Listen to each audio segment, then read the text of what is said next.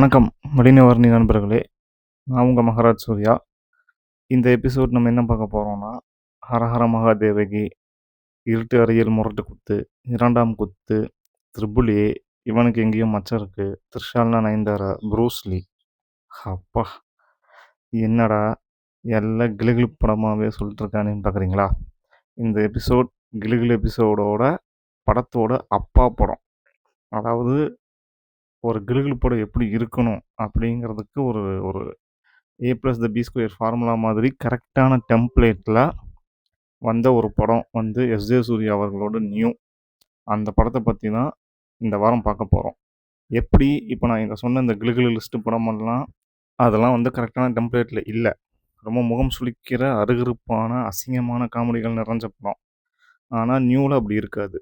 New தான் வந்து ஒரு மூதாதையராக இருந்து ஒரு நல்ல வாழ்த்துக்கள் பண்ணுற ஒரு ஒரு ஒரு முன்னுதாரணம், ரோல் மாடல் மாதிரி அடல்ட் படத்துக்கான ஒரு ஸ்க்ரீன் ப்ளே ஃபார்மெட். ஸோ அந்த படம் எப்படி யூனிக்காக இப்போ வரைக்கும் நல்லா ஸ்டாண்டர்டாக இருக்குங்கிறத இந்த எபிசோடில் பார்ப்போம் வாங்க. நல்லா பழகுங்க, பிடிச்சா கட்டிக்கங்க. பிக் அப்படிங்கிற ஒரு ஃபாரின் மூவி டாம் ஹங்க் நடிச்சிருப்பார். Forest கம்ப் hero. ஆனால் அதில் மேஜர் பிளாட்டை மட்டும் எடுத்துகிட்டு விளையாடி இருப்பார் எஸ்.ஜே. சூர்யா.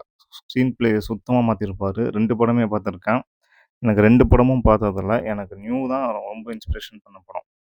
எங்கேயுமே உங்களால் ஸ்க்ரீன் ப்ளே நகரவே முடியாது. Frame by frame, inch by inch உங்களை ஹோல்டு பண்ணி என்கேஜ் பண்ணுவோம் அந்த படம். நியூ படத்தோட டெம்ப்ளேட் பார்த்தீங்கன்னா கரெக்டான ஸ்ட்ரக்சரில் இருக்கும். ஒரு லவ்வு, சிம்ரன் அவர்களோட ஒரு மேரேஜ் ரிலேஷன்ஷிப்பு, தேவயானி அம்மா சென்டிமெண்ட், எஸ்.ஜே. சூர்யாவுக்கு அண்ணனாக நடிச்சிருப்பார். 8 வயசு பையனுக்கு அண்ணனாக நடிச்சிருப்பார். அந்த அந்த பிரதர்லிஹுட்டோட ஒரு ரிலேஷன்ஷிப், ஃப்ரெண்ட்ஷிப்பு, இப்படி எல்லாமே டுகெதராக கொலாபரேட் ஆகி அந்த படம் இருக்கும். இதுக்கு இடையில தான் எஸ்.ஜே. சூர்யா அவர்களோட பிராண்டு காமெடி அங்கங்கே வரும். வயசுக்கு மீறி பிஞ்சிலேயே பழுத்த கேஸு எஸ்.ஜே. சூர்யா அவர்கள். 8 வயசுலேயே இருக்க போகும்போது பைக் ஓட்டி ஆசைப்படணும், விட்டு படம் அண்ணன்கள் வந்து பார்ப்பாங்க, ஃப்ரெண்ட்ஸ் எல்லாம் சேர்ந்து பொறாமையில் பார்க்க விட மாட்டேங்கிறாங்கன்னு சொல்லி அந்த மெயின் சுவிட்ச் ஆஃப் பண்ணி வீட்டில் அடி வாங்குறது, இப்படி சேட்டைகள் செஞ்சு செஞ்சு செஞ்சு செஞ்சு தேவயானி அவர்கள் பொழந்து கட்டுவாங்க. ஒரு லெவலுக்கு மேலே சொல்லுவாங்க அவங்க ஹஸ்பண்ட்ட, ஒரு குழந்தையோட ஸ்டாப் பண்ணால் போதும்னு சொன்னால் நீங்கள் தான் 2வது குழந்தை வேணும்னு கேட்டிங்கன்னு. ஸோ அதில் ரொம்ப அப்செட் ஆகி எஸ்.ஜே. சூர்யா சூசைட் பண்ண போவார். அங்கே போனால் மணிவண்ணன் வந்து ஒரு சயின்டிஸ்ட், கருணாஸும் மணிவண்ணனும் அவங்க கையில் மாட்டிடுவார், மணிவண்ணன் கையில். ஸோ அதுக்கப்புறம் என்ன நடந்துங்கிறது தான் நியூவோட ஃபுல் ஃபன். மணிவண்ணன் அவர்கள்கிட்ட மாட்டினதுக்கப்புறம் அவர் ரிசர்ச் பண்ணி வச்சுருந்த ஒரு 27 வயசு இளைஞனா உடனே மாறுறதுக்கான ஒரு ஊசியை போட்டு 27 வயசு பையனாக மாற்றிடுவார். அதுக்கப்புறம் எஸ்.ஜே. சூர்யா அவர்கள் மணிவண்ணன், கருணாஸ் அவர்கள் மூலமாகவே ஒரு டாய்ஸ் கம்பெனியில் வேலைக்கு சேருவார். அங்கே போனதுக்கப்புறம் சிம்ரனை மீட் பண்ணுவாங்க. சிம்ரனை மீட் பண்ணதுக்கப்புறமா ஃபுல்லாக லவ். இந்த லவ் ட்ராக் அப்படியே ட்ராவல் ஆகிட்டு இருக்கிற நேரத்தில் பார்த்தீங்கன்னா, அந்த 8 வயசு பையனுக்கு அண்ணனா ஒரு கேரக்டர் நடிக்கும். தேவயானி அவர்களோட முதல் பையன்.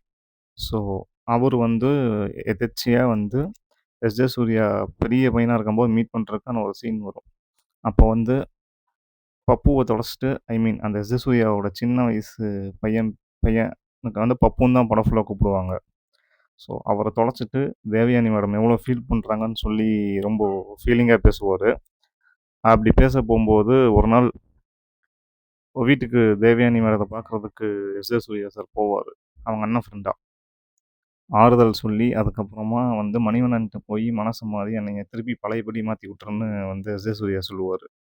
ஊசி போட்டு எஸ்.ஜே. சூர்யாவை திருப்பியும் 8 வயசு பையனாக மாற்றிடுவாங்க மணிவண்ணன். வந்து வீட்டில் போய் படுப்பார்.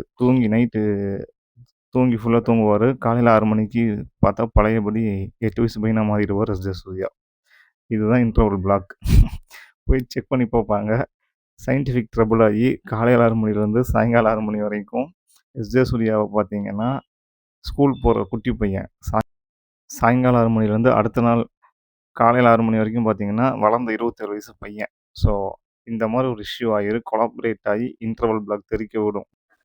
இந்த இன்டர்வல் பிளாக்குக்கு அப்புறம் பார்த்தீங்கன்னா சிம்ரன் ஃபோர்ஸ் பண்ணி எஸ்.ஜே. சூர்யாவை வந்து வளர்ந்த எஸ்.ஜே. சூர்யாவை கல்யாணம் பண்ணிடுவாங்க. குட்டி எஸ்.ஜே. சூர்யாவை இல்லை, தெரியாமல். அவனுக்கு இந்த ட்ரபுள் இருக்குங்கிற, அந்த கேரக்டருக்கு இந்த ட்ரபுள் இருக்குங்கிறது தெரியாமே ஃபோர்ஸ் பண்ணி கல்யாணம் பண்ணிடுவாங்க. ஃபஸ்ட் நைட்டில் எதுவுமே தெரியாது எஸ்.ஜே. சூர்யாவுக்கு. அந்த சக்கரை இனிக்கிற சக்கரை பாட்டு கேட்டிங்கன்னா ஃபுல்லாக டபுள் மீனிங் பாட்டு. அந்த பாட்டுல வந்து ஒவ்வொரு வரியுமே வந்து ஃபர்ஸ்ட் நைட்டுக்கு ஒரு டெம்ப்ட் பண்ற மாதிரியான லிரிக் தான் ஃபுல்லா இருக்கும். ஸோ வாலி விளையாண்டுருப்பாரு ஏஆர் ரகுமான் காம்பினேஷன்ல லிரிக்ஸ்ல. இதுல வந்து கல்யாணத்த பார்த்தீங்கன்னா, சாயங்காலம் 6 மணிக்கு வைக்கிறதுக்கு ஒரு பிளான் பண்ணுவாங்க கஷ்டப்பட்டு. அந்த டைம்ல வந்து சிம்ரன் மேக்கப் போட்டுருப்பாங்க. மடியில உட்காந்துருப்பாரு குட்டி எஸ். ஜே. சூர்யா. 5:55க்கு இழுத்துட்டு போய் மணிவண்ணனும், கருணாஸும் பெருசாக்கி அப்புறம் மணமேடையில உட்கார வைப்பாங்க. ஸோ இந்த மாரி ஃபன் ஃபில்டாவே வந்து நியூ படம் வந்து ட்ராவல் ஆயிட்டே இருக்கும். கரெக்ட்டான ஸ்டோரி பிளாட்டோடயே போகும். இதுல வந்து கருணாஸ் அவர்கள் சில டபுள் மீனிங் பேசுவாரு. சிம்ரன் அவர்கள் கொஞ்சம் கிளாமர் காட்டுவாங்க. அதெல்லாம் அந்த கதைக்கு அவசியம், தேவைங்கிற மாதிரி தான் இருக்கும். உதாரணத்துக்கு படத்துல ஒரு விசில் சீன் வரும். அது பார்த்தீங்கன்னா, அந்த சீன் வந்து ஒரு ஒரு ஆண் நல்லவங்கிறத காட்டுறதுக்கு வந்து செக் பண்ணுவாங்க. வேற அது அந்த படத்துக்கான கன்டென்ட்டுக்கு தேவையான அந்த சீன். ஸோ, அதுல லைட்டா கிளாமர் இருக்கும்.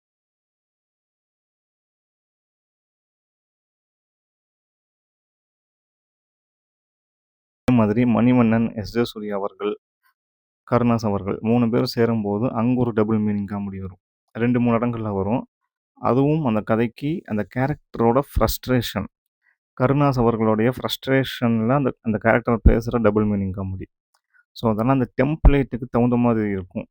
ஸோ, இதுதான் நியூ வந்து ஏன் அப்பா படம்னு சொல்றோம்னா, அடல்ட் படங்களுக்கு இதுதான் காரணம். Love, family, emotion, whole drama so எல்லாத்துக்குமே முக்கியத்துவம் குடுத்து, அங்கங்க ஏடா கூட காமெடிகள்ல மட்டும் ட்ராவல் பண்ணியிருப்பாய்ங்க. ஸோ இந்த ஹரஹர மகாதேவகி, ப்ரூஸ்லி, 2ஆம் குத்து, இருட்டறையில் முரட்டு குத்து, இந்த படம், திரிஷாலா நயன்தாரா இதெல்லாம் டோட்டலா அசிங்கமான காமெடிகள்ல ஃபுல்லா மிக்ஸ் பண்ணி, அத ஃபுல் ஸ்க்ரீன் ப்ளே பண்ணியிருப்பாய்ங்க. அதுதான் இந்த படங்கள் எல்லாமே ரொம்ப மோசமான படங்கள்னு வந்து சமூகத்துல வந்து மக்கள்னால கனெக்ட் பண்ணிக்க முடியல. நியூவெல்லாம் அந்த காலத்துல ஜெயா டிவிலயே போட்டிருக்காய்ங்க. அப்போ இப்ப அந்த சேட்டலைட்லாம் வந்து அவர் ஏதோ ஹோல்டு பண்ணி வச்சிருக்காரு ஜெயசூர்யா. ஒரு இன்டர்வியூலயே சொல்லியிருப்பாரு. அது கொஞ்சம் சிக்கலான கன்டென்ட். அதனால நான் வந்து அத இன்னும் நான் கொஞ்சம் ஹோல்டு பண்ணி வச்சிருக்கேன்னு சொல்லி. ஆனா இந்த படத்துக்கு இப்ப நான் சொன்ன ஹரஹர மகாதேவகி மாதிரியான படத்துக்குலாம் கம்பேர் பண்ணும்போது நியூ ஒண்ணும் அந்த அளவுக்கு மோசமான படம் கிடையாது. ஒரு எக்ஸாம்பிளுக்கு பார்த்தீங்கன்னா, சிம்பு அவர்களோட மன்மதன். அந்த படமும் பார்த்தீங்கன்னா, ரொம்ப கரெக்ட்டான ஒரு மீட்டர்ல கையாளப்பட்ட படம். இவனோட சாங்ஸு, லவ்வு, ஃபேமிலி, அந்த கதைக்கு ஒரு ரீசன் இருக்கும். அந்த மட்டும் சிம்புவா மாறுறதுக்கு. So Goundamani sir comedy, so songs, நா. முத்துக்குமார் சார் லிரிக்ஸ்ல நல்ல சாங்ஸு. ஸோ இப்படி எல்லாமே ஹோல்சம். சந்தானம் அவர்களுடைய காலேஜ் ட்ராக் காமெடி.